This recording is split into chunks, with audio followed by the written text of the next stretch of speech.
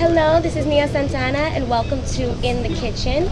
Today I'm so lucky to be sitting here with the most innovative, business-savvy businessmen, restaurateur here in South Beach. To my left I have Roger Duarte and over here Sam Gornstein. Sam, I'm going to start off with you. Coming from an extensive culinary background and now in the business aspects of it, how do you feel about opening your own business here in South Beach? It's great, you know. I get to go into the other side of the court now, Right, and right. you know, experience the other things and grow the business and get to do some marketing, which I really love. And not only don't only get to concentrate on the cooking aspect, but also developing the whole idea Exactly. and the force behind pushing the business. Now, how long has My Ceviche been open? It's been open for 9 months now. Okay. And did you open any other restaurants prior to this one? Yes. Yes. Not as an owner, but as a chef, of course. I have been lucky enough to participate in about 4 or 5 openings of restaurants, and which is very helpful, especially when we open here. Right, of course. So, what do you think separates My Ceviche from other places on the beach? Why do you think this? Why do you think this business has been, or why will it be more lucrative as opposed to other places? Obviously, here? the product that we Right. serve and how we treat our customers. The uniqueness of the product, the way we have our vision, how we want to handle it, and what we see, that especially doing ceviche and burritos and tacos, sourcing a lot of local product, making everything to order, the quality, pricing point. I Right. think we have a very good upper hand against what other places are doing right now. Right. So, speaking of pricing points, this is the man here. You can tell us a little bit more about the financing aspect and the money aspect, because this is what you do. You're the business side, correct? Yeah, no. When it comes to food cost and all that, he manages Okay. it. But pretty much it's I would say like the operational we divide work, but we mix it together. You know, the Got only it. thing I don't get mixed into is with the cooking side, because I can never compare Yeah, to his genius. got it. You have a brain here, you know. And so you actually have a background in investment baking, correct? Correct, yeah. Okay. So I Tell did us a little my- bit about that and how you went So- from investment baking to now in the restaurant. So I did mergers and acquisitions and capital raising for Latin America. I finished off in a boutique here, and then I left that and I created another business focused on stone crabs, really because it was a blue ocean strategy. There was competitors, but it was a niche market where we could penetrate, and it was scalable at that point in time. And then as well, My Ceviche, the same thing. Sam and I, we saw this opportunity. We saw that ceviche was something that was growing within the market. We felt that it was like the next sushi, but at the same time, no one was delivering in a quick service type format. And you would go to ceviche and you would eat at a Peruvian place, a Latin American place, but not as a takeout and go type format. And we felt that we had that opportunity. We created a name called My Ceviche, which was very easy to grab onto. And we created a menu that was simple to understand, but also scalable. Nice. Well, so how do you think this correlates to any other businessmen or entrepreneurs they want to start their own restaurant?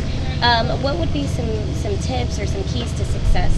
I think it doesn't matter restaurants or anything. Analyze the industry, understand your competition, see if you have a competitive edge, do your financial model, make sure it makes sense, and if it does make sense, just do it. You know, execute it. I think the most difficult thing that people do is they come up with ideas and they never follow their dreams, and they're scared of it. I agree. And I think being an entrepreneur, it's much less riskier than working for anybody else.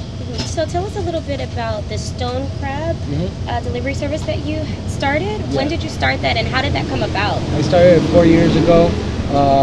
I saw that Joe's was within the top 10 grossing restaurants, standalone restaurants in the United States. Joe's was not number 1, but it was the top 3 restaurants in the United States. And I said, when you think of stone crabs, you only think of Joe's, but you find it in other places. So I felt there was definitely a niche market to create equity value in it. I did a little bit of reverse engineering to understand where I could find and source stone crabs.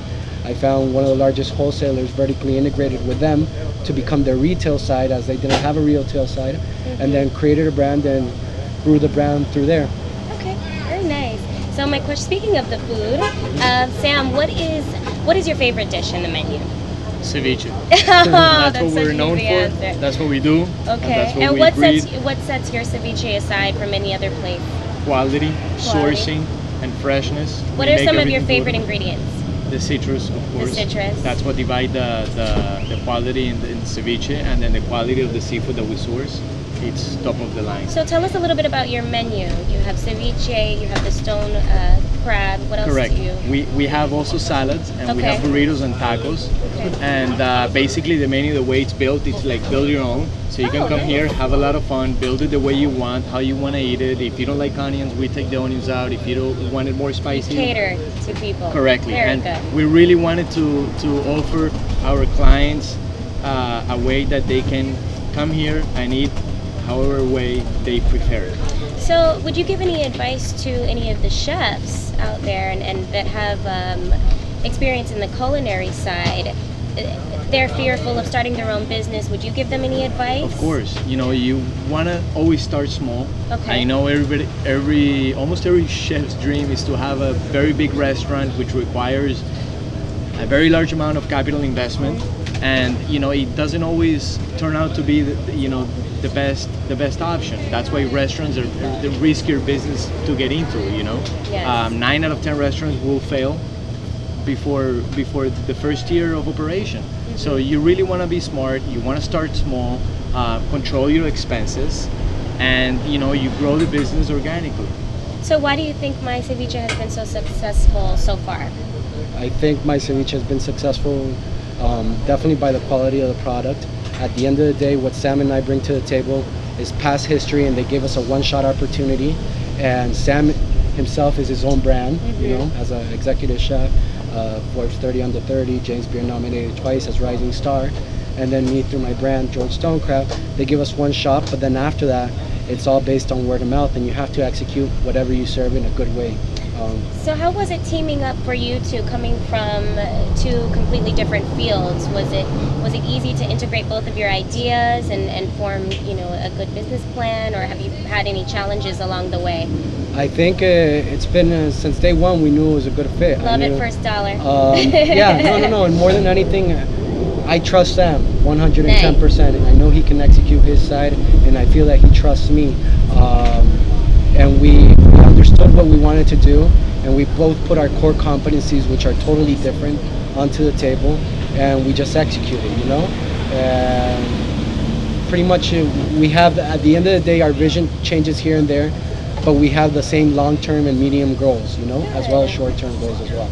Great, and that would be good advice for any two people that would like to partner up and take a business venture. I think the most important thing, apart from don't have an ego, be able to roll up your sleeves in the beginning and start it off, like Sam said, in any business venture. Don't be ashamed of it, just kick it. Can you tell us a little bit about the investment process? Raising capital? Yeah, if you're gonna analyze your business, do a financial model. Based on an industry, it's measured in different key metrics. And this side, through My Ceviche, we didn't raise capital, but through George Stonecraft, we raised that first.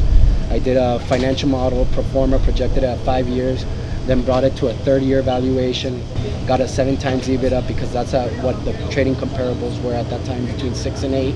And the first thing you have to make sure whoever's investing in it has to like the concept and understand it, and take them step by step through that process, and put some skin into the game as well. That way they feel more comfortable. Got it. Okay, actually I have one more question as far as the real estate, because we all know that with a thriving business, especially a restaurant, location is so important. Why did you choose this location, and do you think that it's been working out for you? We both chose this location because we understood the demographic market area in South Beach. South of 5th is very loyal people, but they're firm believers. Another thing is that South of 5th, you have the best restaurants in South Beach, but they're all priced over $70 or above the average ticket sale. Okay. You have the most expensive condos, but they don't have a day-to-day place to where to go eat. And feeling here, we felt that opening right here in this part of South Beach, we were going to build a very strong loyalty base. And at the end of the day, that's what it is. In a restaurant business like ours, it's all about saving the customer database so you can penetrate it. So Roger, I want to talk a little bit about maintaining profitability, you know, going from day one to now, and what you kind of look for as far as the future. We definitely feel, I mean, even since me and Sam started this project, we wanted to build something that was scalable, something that could not be measured by the square footage of this place, which is 250 square foot, but something that can be multiple locations, can be multiplied not only in South Florida, but in New York, different DMA market areas. Through that, we started off the first 3 months, 4 months, 5 months actually, with word of mouth. We opened, we are very, we stressed a lot in word of mouth. We didn't want to spend any marketing dollars because then we couldn't analyze what was coming through marketing dollar and what was coming through word of mouth, especially every month our revenue is growing month to month. When we started doing guerrilla marketing techniques. One thing was, for example, we have a spicy popcorn that everybody's pretty addicted to it. And the first day we opened, me and Sam went to the dog park. We felt that dog park owners or dog owners are people that have to take their dog 3 times out a day, and they like to talk between one of them, what's up, what's new, and they share that. So we gave them free popcorn, we told them who we are, what we do, and they gave us a shot, you know? It's very important to So that was your technique.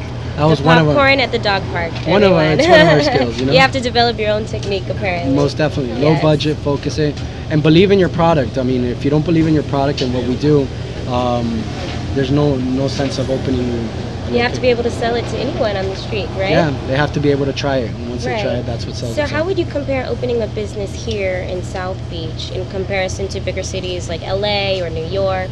Is there any differences? Yeah, I mean, we definitely feel, and this is another thing that we feel, both of us feel, the entry barriers here are much slimmer or lower because the competitive advantage that you have of the people here, it's not the same tenacity, not the same determination, not the same skill sets, and not the same mentality. People in New York, for example, are used to working 12 plus hours, are Very extremely true. determined. Their quality of life is not the same as here. People here focus more on quality of life, and therefore there gives a great amount of opportunities to succeed here.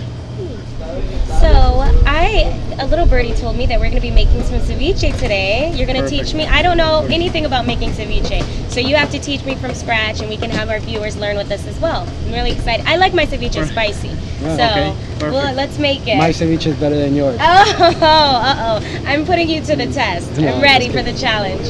Um, All right, so I'm so excited. We're going to be making ceviche, correct. and here everything smells so fresh. Tell us a little bit about the ingredients that you have here. So what we have here is some octopus. Okay. That, as you know, octopus can get a little chewy. So what Yes. we do is we braise it, so Okay. to tenderize it, and then we put it down. We cut it for the ceviche, so Okay. that the octopus is cooked. But we have some local fish here, which right now what we have is some drillfish, Okay. which you can find here, and that's completely raw.